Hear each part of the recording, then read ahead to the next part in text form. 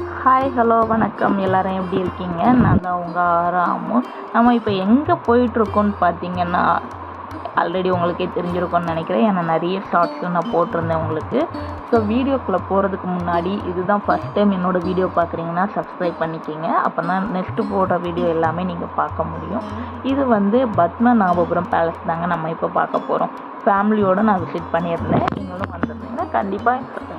So இது வந்து பார்த்திங்கன்னா பத்மநாபபுரங்கிறது கன்னியாகுமரிக்கும் தக்கலை பக்கத்தில் இருக்குது. அதாவது கேரளாவுக்கும் கன்னியாகுமரிக்கும் இடையில இருக்கிற மாதிரி.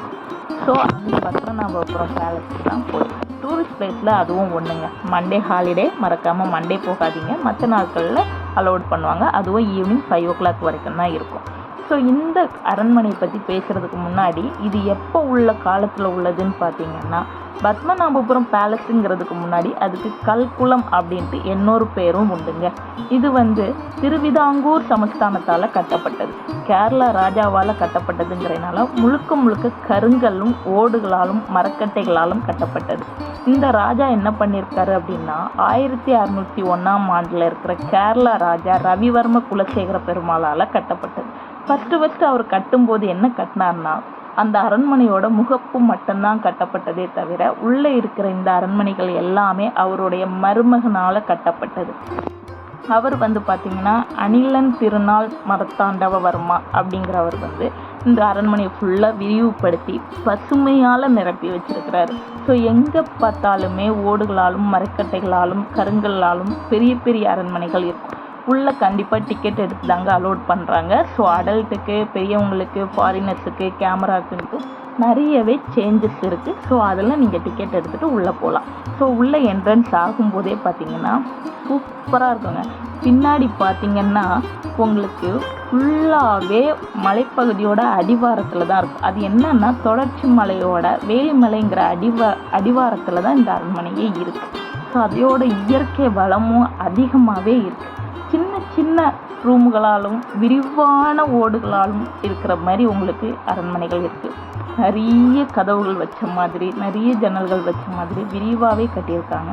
அரசர்கள் பார்த்திங்கன்னா உள்ளே உட்காந்து மந்திரிகளோட கலந்து ஆலோசிக்கிறது, சாப்பிட்ற இடங்கள், 2000க்கு மேற்பட்டவங்க உணவு அருந்தக்கூடிய கூடம் இருக்குது.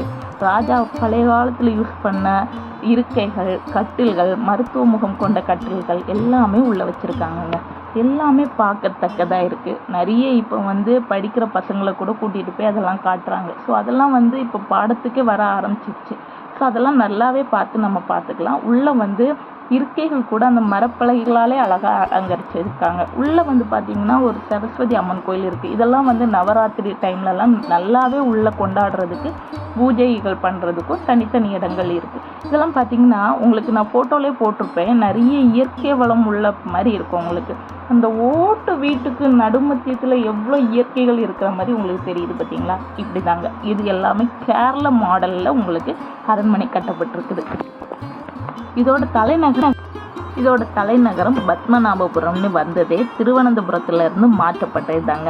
இதில் இருக்கிற கட்டில் மருத்துவ முகமுடைய கட்டிலும்பாங்க. அதே மாதிரி இங்கே இருக்கிற விளக்கு கூட எப்போதுமே எரிஞ்சிக்கிட்டு இருக்கும்னு சொல்லுவாங்க. அது வந்து பழையங்காலத்துலேருந்து அதை அப்படியே பராமரிச்சுக்கிட்டு வராங்க. ஸோ இதோட பார்ட்டு 2வது நான் போடுறேன். இது ஃபஸ்ட்டு பார்ட். ஸோ இது உங்களுக்கு வீடியோ பிடிச்சிருந்தா லைக் பண்ணுங்கள், ஷேர்